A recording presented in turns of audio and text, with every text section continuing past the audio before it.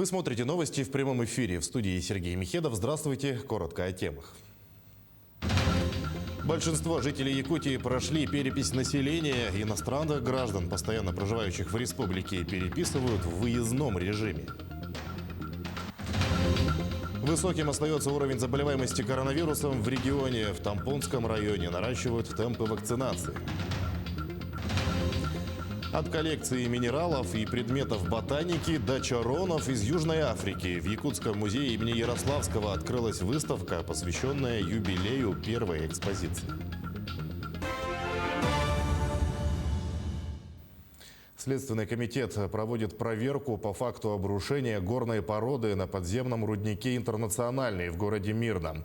Напомним, сообщение об обрушении породы поступило в следственные органы сегодня утром. Гибель работников не зафиксирована, но один из рабочих, машинист комбайна, получил повреждения конечностей.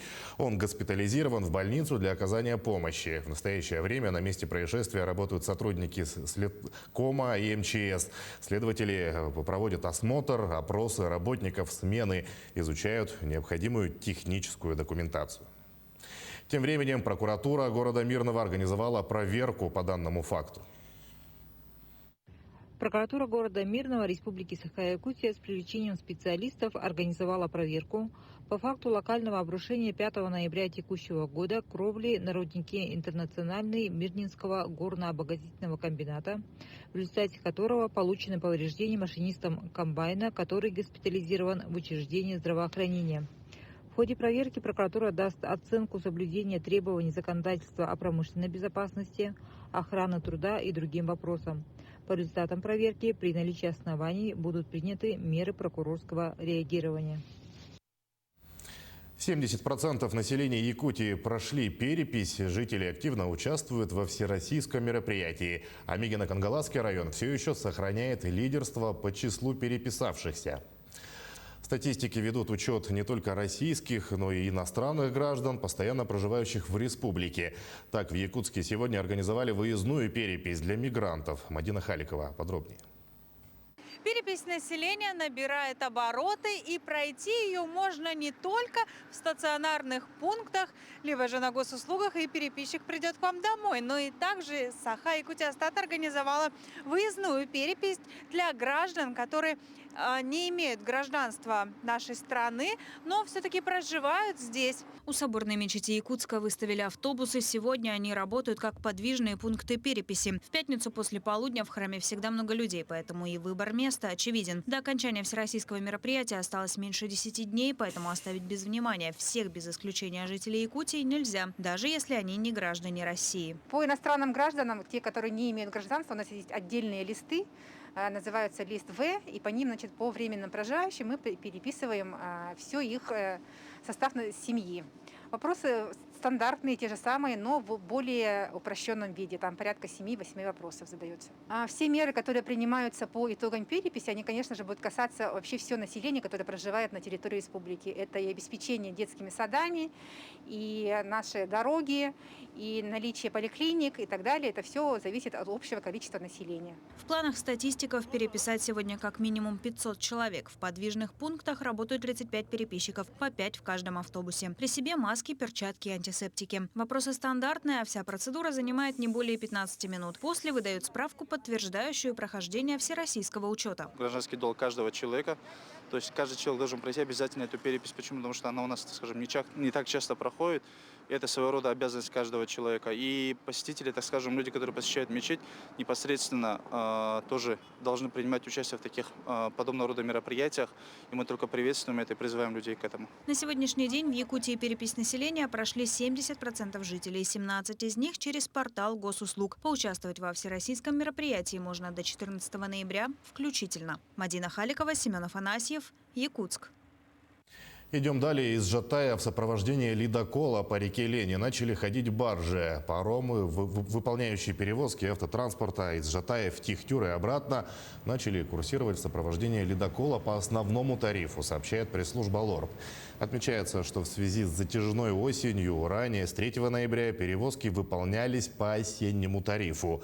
2 дня состав выполнял пробные круговые рейсы на Тихтюр. С сегодняшнего дня баржа будет ходить по мере наполнения. Так, сегодня погрузка автомашин началась в 9 утра, а через 2 часа состав отправился на другую сторону реки. В Тампонском районе продолжают вакцинацию против коронавируса. В нерабочие дни в центральную поликлинику за прививкой и ревакцинацией обратились свыше 80 человек. Продолжит тему Мария Винокурова. Эпидемиологическая ситуация в Тампонском районе остается напряженной. На сегодня в ковидном отделении находится 20 больных, 5 в провизорном. Большинство людей старше 60 лет. Из них в реанимации 5 человек. Амбулаторно проходит лечение 93 заболевших, детей 19. На ревакцинацию подошли 51 человек спутником Лайтом.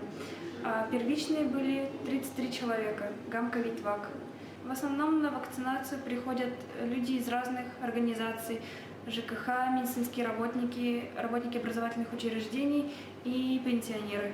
Спутник ВИ, спутник Лайт. Вакцины в Тампонской поликлинике хватает всем желающим. В очереди и те, кто сейчас решил прививаться, и уже на ревакцинацию.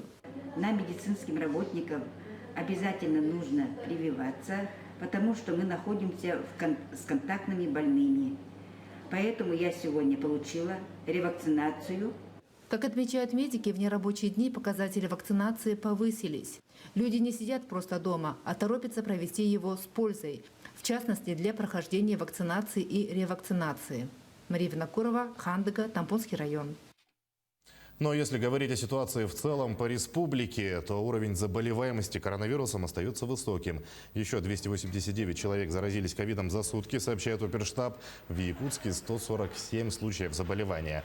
В Алданском районе 17, в Амгинском и Мирнинском районах по 14, в Мегидо-Кангаласском 13, в Нюрбинском 12, в Нерюнгринском 11, в Среднеколымском 8 случаев. В Ленском и Намском районах по 7 заболевших. Еще в 11 районах от 1 до 6 заражений. На брифинге оперштаба вице-премьер Ольга Балабкина отметила большую опасность от внутрисемейных очагов. Например, в Жиганском районе большая вспышка после семейного торжества юбилея. Обращаем ваше внимание, что несмотря на то, что село отдаленное, но по своему укладу достаточно и большое количество было, в том числе и провакцинированных там граждан, возникла некая видимая санитарно-эпидемиологическое благополучие и безопасность. Но это не значит, что при возникшей угрозе, соответственно, у нас не может произойти там новой вспышки заболевания. Поэтому еще раз обращаю внимание на необходимость соблюдения действий указа главы Республики Саха-Якутия на территории всей республики, независимо от того, где находится муниципальное образование. Также Ольга Балабкина напомнила, что впереди новая рабочая неделя и акцентировала внимание на дополнительных ограничениях. Если раньше на удаленной работе оставались только граждане старше 65 лет, то сейчас сотрудники в возрасте старше 60, не получившие вакцину, должны тоже соблюдать самоизоляцию. Работодателям рекомендуется создать условия для работы и перевести на дистанционный формат труда граждан старше 60 лет, сказала Балабкина.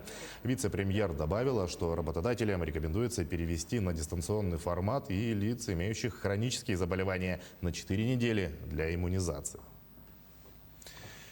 И как только что сообщил глава региона А.С. Николаев во время прямого эфира в соцсетях, с 8 числа предприятия и организации возвращаются к обычному режиму работы. Продления дополнительных выходных дней в республике не будет. Вместе с тем, ограничительные меры, связанные с введением QR-кодов, сохранятся. Также глава региона призвал жителей активнее принимать участие в вакцинации и ревакцинации от ковида. К другим темам. В Ленск доставили фламинго. Напомню, птицу нашли на 73-м километре Чаяндинского месторождения.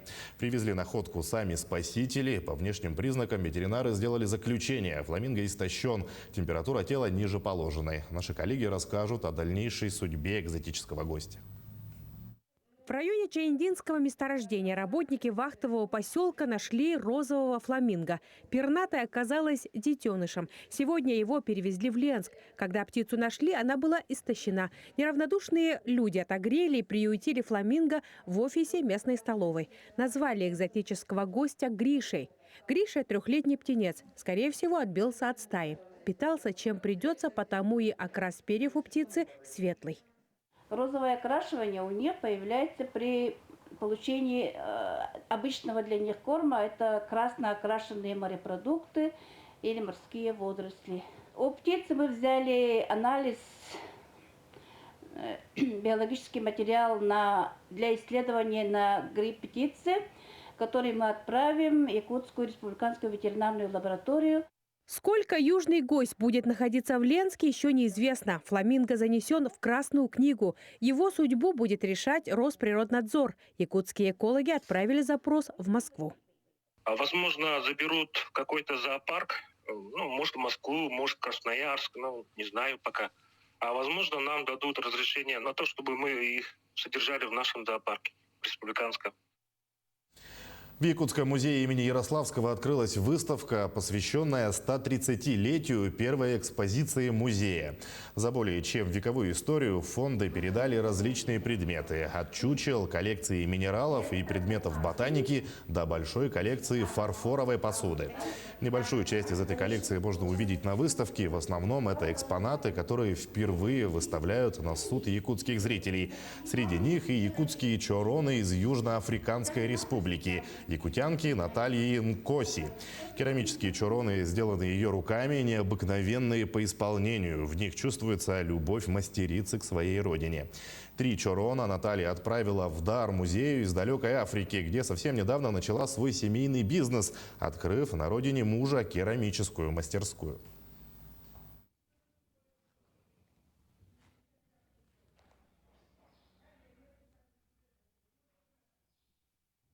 Эти чороны, традиционные якутские чороны, в новой форме. Поэтому я и называю их синтезом двух культур. Это две культуры. Это жаркая Африка, прародина человечества, и холодный север. Его совершенная форма чорона. Абсолютно. И цвета всех радуги, всех оттенков. Я с ней связалась через Инстаграм, написала ей в директ, она ответила. Я попросила у нее дар нашему музею что-нибудь из этих чаронов. Они удивительные по своему исполнению, по красоте и необыкновенны. Я сразу влюбилась в эти керамические чароны, потому что они совершенно необыкновенны. И Наталья очень любезно согласилась с нам и даже за свой счет нашла какие-то пути, чтобы нам отправить эти чароны. Они ведь очень хрупкие, мы очень боялись, что они к нам могут не доехать в целости. К этому часу это вся информация. Наши корреспонденты следят за развитием событий. Оставайтесь с нами.